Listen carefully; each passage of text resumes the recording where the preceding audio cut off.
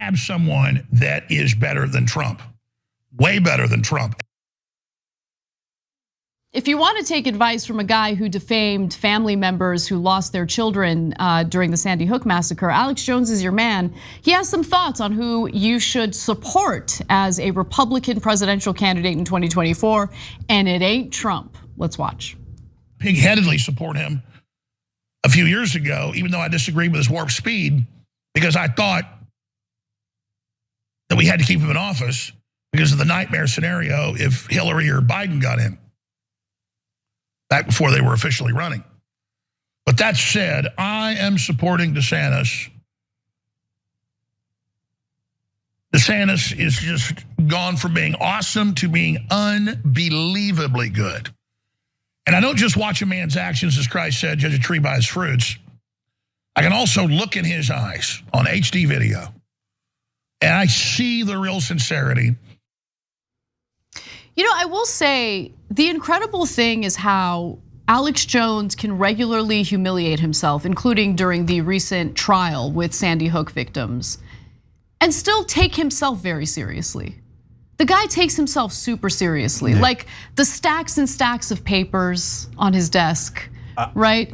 Honestly, the serious look on his face as he's talking about who you should support and endorse for the 2024 Republican primary. Like, you're not a serious person, and pig-headed, perfect way to describe yourself. Go ahead, Jake. Okay, but I'm gonna give a caveat there. And it's an important caveat. But first, I think he's copying me on the stack of papers. When I used to do the show by myself, I would have all those stories laid out. You don't, so maybe he stumbled onto the same exact thing. But anyways, tiny part of the story, totally irrelevant overall. Now, I will give Alex Jones credit. He is a fascinating entertainer, right? Because he says weird things that capture your attention all the time. Like, it's not just that I judge him by his actions, but I looked into his eyes in HD video. What is that? Why are you saying that? What a weird thing to say, right? But the minute he says it, you're like, HD video? Like, he's always saying something super weird where people go, wait, what? Okay, and then you keep watching him.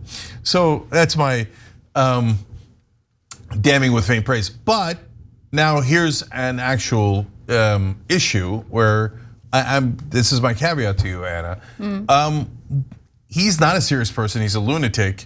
And he's, by the way, like the pastor we covered earlier, was trying to hoodwink his audience for a Movado watch. I mean, that's Alex Jones. He just didn't go into becoming a pastor. He did this instead. He did this grift instead. And that's why he'll be like, oh, you got low testosterone. The government's giving you low testosterone, and so is Bill Gates and Fauci. Oh, look at this, what a wonderful coincidence. I'm selling high testosterone penis pills. Everybody buy these. And they do, they buy them so much. How dare you besmirch the products he sells, okay? They're not penis pills, it's referred to as Instahard, okay? You get this sucker audience. It's so unfair. No, but it's true. I saw Instahard on HD video, and it's amazing. It's very, all right, anyway. So, but to come all the way back around to kind of giving him credit. What? No, hold on. No, I'm gonna stop you. No, let's silence him. Censorship. It's real. There are only a few guys in America who could take down Donald Trump. So like today, I have friends who are texting me, oh, I wonder if Liz Cheney will be. Oh, come on. Are you kidding me? Are you kidding me? Liz Cheney, and then they're like, how about Jeff Flake? I'm like, I really didn't know if it was a joke, right? The DeSantis might be able to beat Trump, but he's got to have a real intestinal fortitude to take on Trump if Trump is not completely flagging, right? Because that is going to be a fight of a lifetime. And there's only a couple other guys who could do serious damage. Tucker Carlson's the second one, and Alex Jones is the third one, because they have credibility with the nutso base. So the Liz Cheneys, the Jeff Flakes, all those guys who are never Trumpers or whatever, they got no credibility with Republican voters.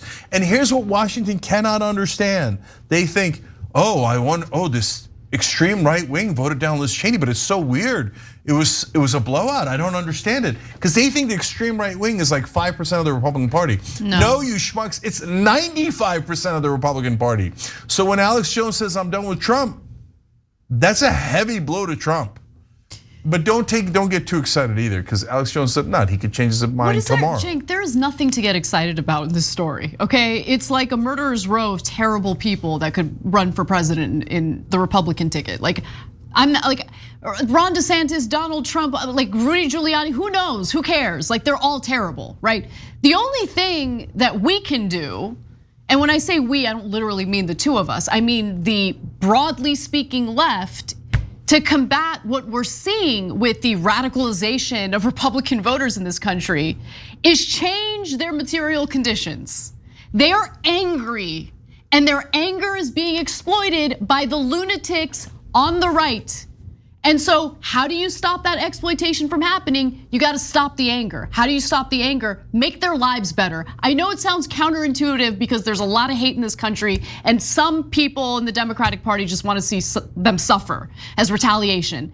But we need to get back to a better place where we're not at each other's throats and we don't see, again, like one insane Republican candidate after the next. Yeah, so Anna, I absolutely love that plan, and I hope that that one day we could execute that plan. But it's a very long-term plan, and it involves us winning first and then passing bills that help right-wingers. Would we do that? Of course we would. We're not gonna just raise wages for the left. We're not just gonna give healthcare to the left. We're gonna give higher wages and healthcare to everybody, right?